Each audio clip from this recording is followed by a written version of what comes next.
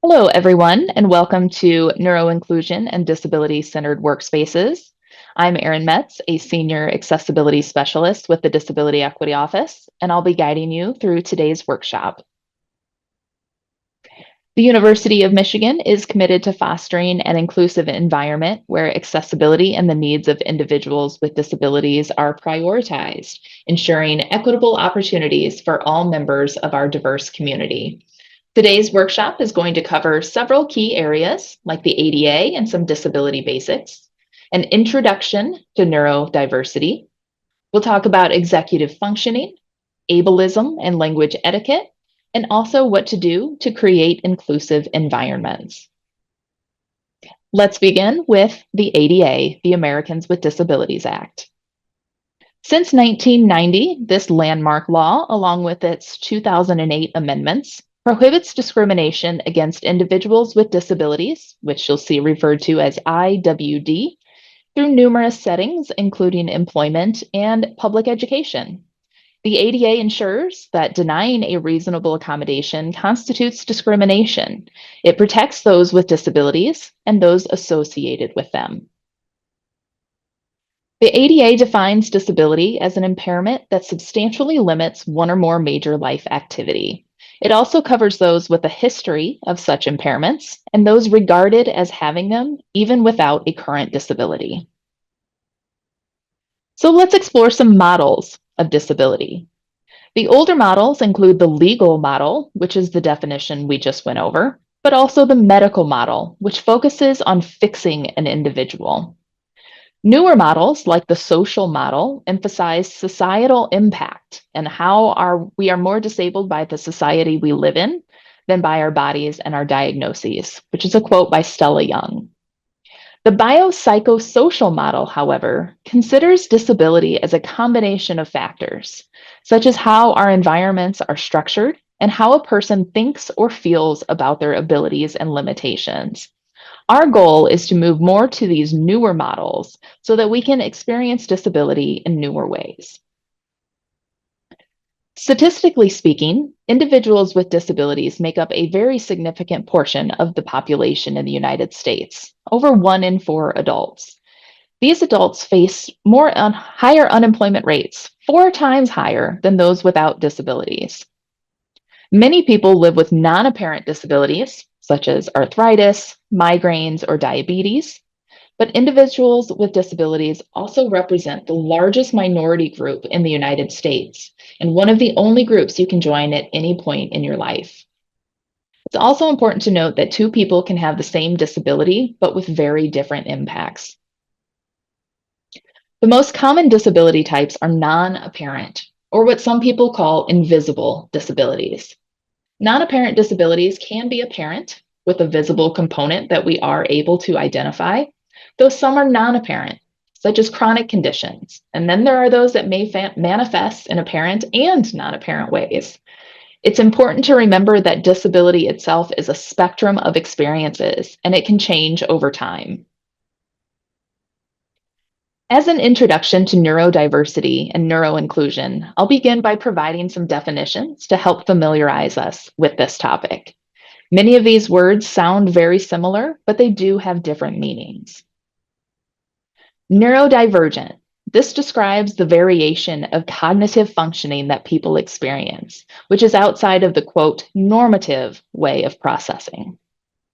Neurodiversity is a framework for understanding and supporting the natural and different ways that people think and perceive the world.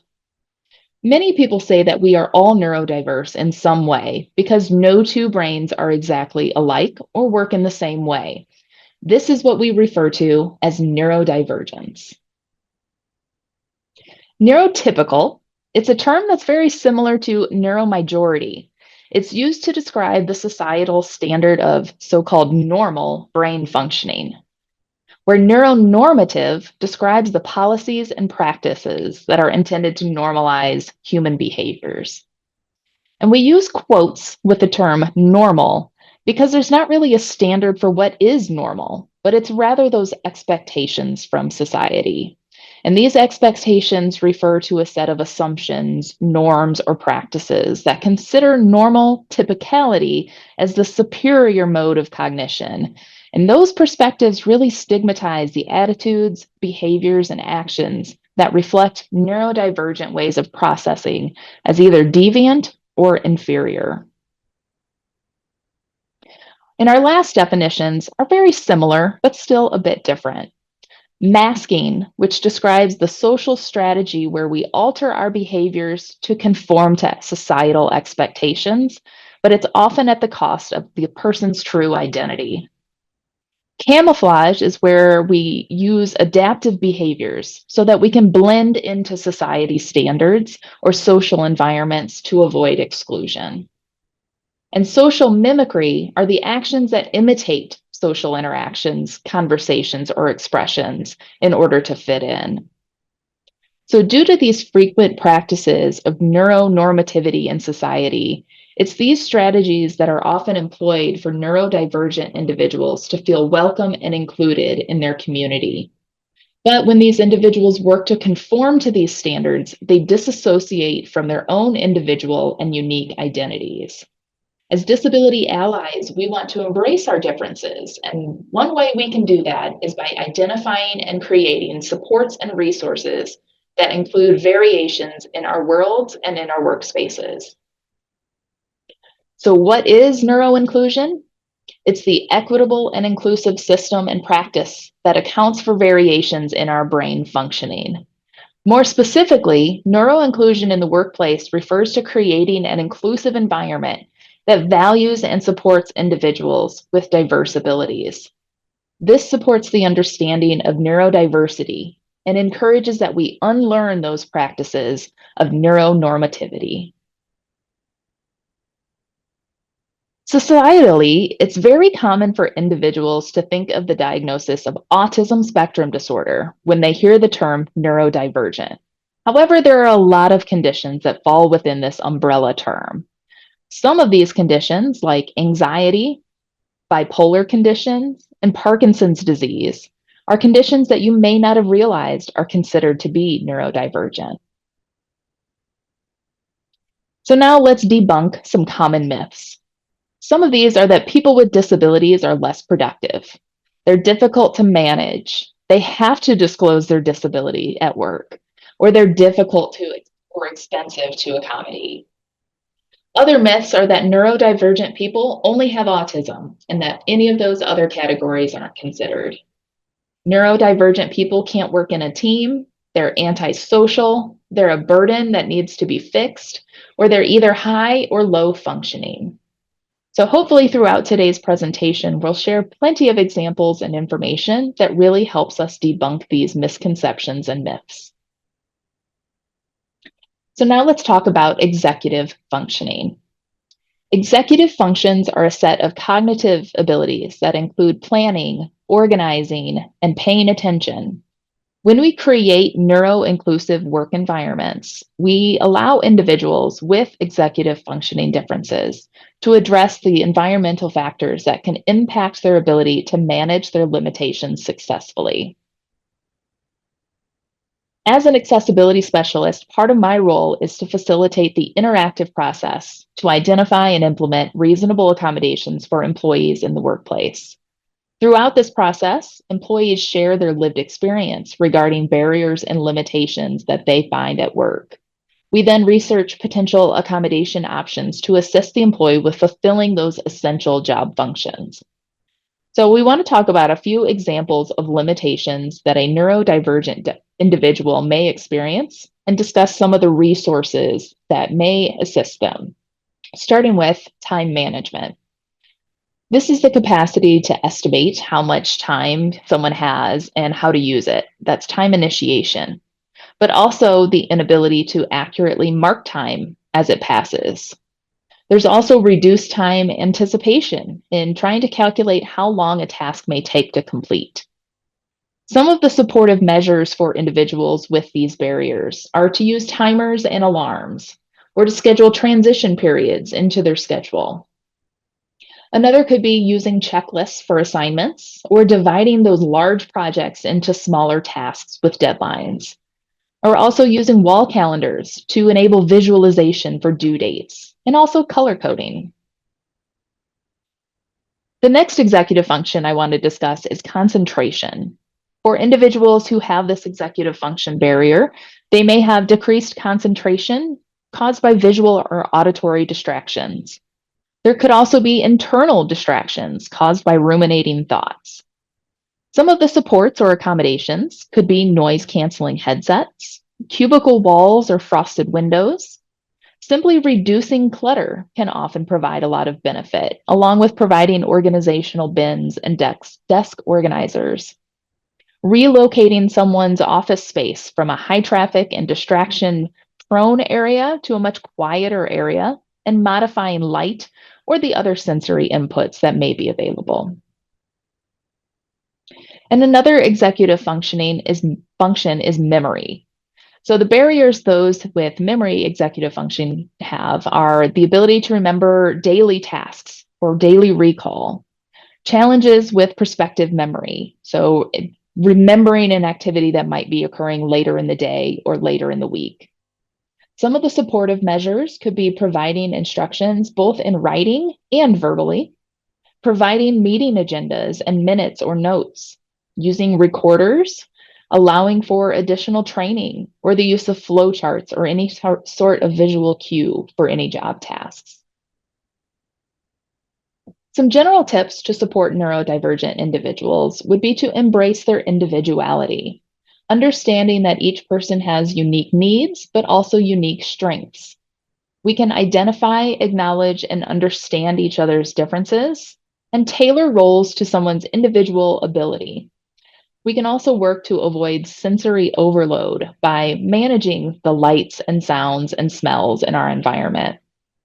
We can also work to have meaningful interactions, which means making direct conversation about someone's personal needs a priority. We can build trust through understanding and engage resources whenever they're needed. So considering those with neurodiverse disabilities, but also those within the broader disability community, it's our words and our actions that play one of the most important roles in creating these inclusive environments we're trying to maintain. So our choice of language and our actions, again, two of the most impactful areas where we can make a difference in creating and maintaining inclusive environments. So let's start by defining ableism, which is intended or sometimes unintended discrimination against people with disabilities based on a belief that typical abilities are superior. It relies on that medical model, assuming that individuals with disabilities need to be fixed, defining them then by their disability. Like many other isms, ableism classifies groups of people as less than because it includes harmful stereotypes and generalizations, ultimately devaluing and limiting the potential of these individuals. Oftentimes, there are microaggressions that come across in our workspace, sometimes intended, sometimes not. But it's things like questioning whether someone really needs to use their assistive device or the accommodation that they may have. Saying things like, they seem fine to me, or that person doesn't look disabled. It could also be interrupting or finishing someone's sentence because they're taking too long. Using a condescending or a louder voice when you're explaining an idea. Requiring everyone to participate in the same way can also be very ableist. Saying things like, everyone needs to turn their cameras on in this meeting. And lastly, doing the bare minimum of an accommodation rather than providing the support that the individual may need. So how do we fight ableist microaggressions? With microaffirmations. These can be things as simple as considering how someone may process and receive information. So think about whether they'll learn best by reading, hearing, seeing, or experiencing, or multiple ways at the same time. When you consider an accommodation request for one person, consider whether it's something you can provide to everyone, like a Zoom link or noise canceling headphones or a sit to stand desk. You can provide agendas and clear directions and lots of seating options whenever you're hosting an event or a meeting. And state ahead of time what accommodations are going to be available. So if you have ASL interpreting or CART transcription available, let everyone know so they don't need to ask for something in order to be included in your event. I mentioned before that language is one of our most powerful tools. So we want to take a minute and consider our language and whether we want to use person first or identity first language. In person first language, the individual is emphasized before their disability because it's just a singular part of their identity. So we're recognizing humanity first when we use terms like person with a disability or individual with epilepsy, a person who has depression. Whereas identity first language challenges some of the negative connotations by claiming the disability directly, because disability is integral to their identity. These are terms like disabled person, deaf person, autistic person.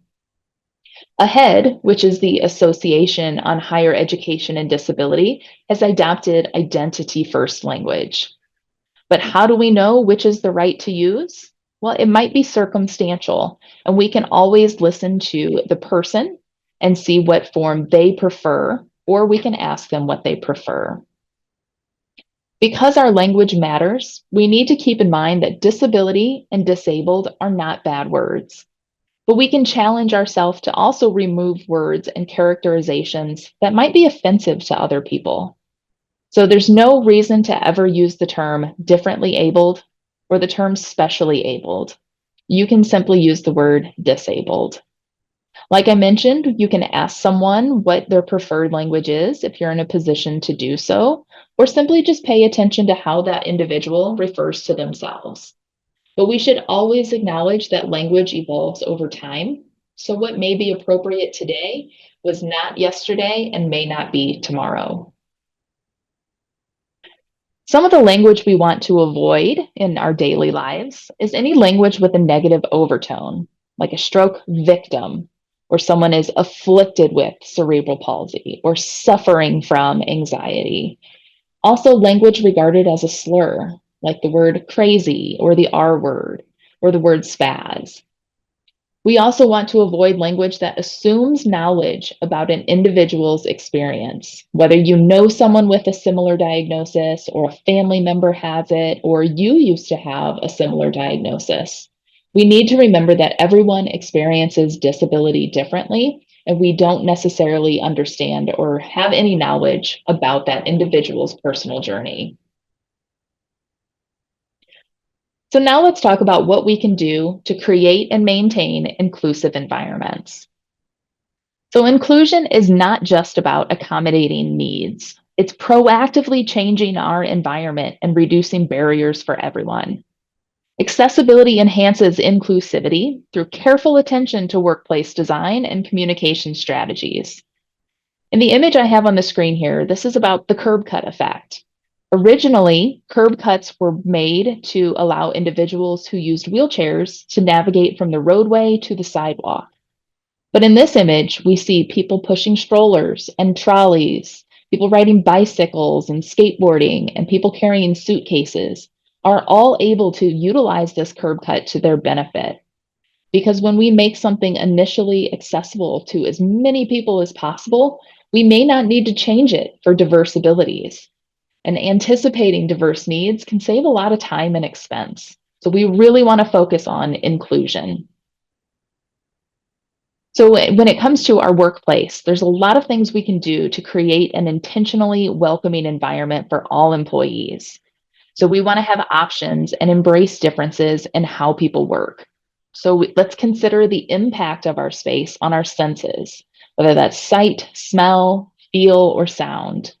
We can avoid strong fragrances, provide alternative lighting, offer spaces with intention, whether that is a quiet area or an area that is specific for collaboration and movement, perhaps providing an area for recharge or reflection, providing ergonomic seating, building in breaks during long meetings, and considering planning options and how to make our spaces the most accessible for everyone. The goal of workplace design and a welcoming environment would be to normalize accommodations, not necessarily people. So, prioritizing comfort and safety over efficiency and being able to make modifications when we need them. We can also work to ensure that communication is a key part of our day. So, we can ask individuals about their preferences when it comes to communication. Do they prefer to have things in writing or verbally, or maybe both, depending on the circumstance? We can work to avoid idioms, sarcasm, and jargon. We can allow time. So when we ask a question, silently and slowly count to 10 to allow some time for someone to process what you've said and form a response. We can also pay attention to what people are saying instead of just their expression or tone, and realize that sometimes a lack of eye contact doesn't mean that someone's not paying attention. We can also work to model active listening. So, repeating back what someone has said or what you think you heard. Do not equate someone's directness or their lack of small talk with them being antisocial. And also considering providing context and notice for meetings and conversations so that someone can come as prepared as possible. If it's a long meeting, allow some breaks in between in the meeting and allow time for comprehension and formulation of responses. So when we work towards more inclusive communication practices, we help shift focus from deficits and limitations to presuming competence, which can help everyone by empowering strength and potential. So now let's wrap up with a few key takeaways. Consider accessibility barriers when you're planning events and meetings. Do so by embracing the individuality of everyone who might be attending those events and meetings. Utilize multiple communication strategies. Have things in writing and have them documented, but also provide them verbally or via interpretation. Some of our don't assume knowledge about someone's experience. Everyone experiences the world differently. Don't be complacent in your learning and growth, and don't be afraid to ask questions. And if you do have questions, you can always come to the Disability Equity Office. We're here to help. I hope you found this information beneficial. But again, if you have questions, please let us know. We hope to see you again soon.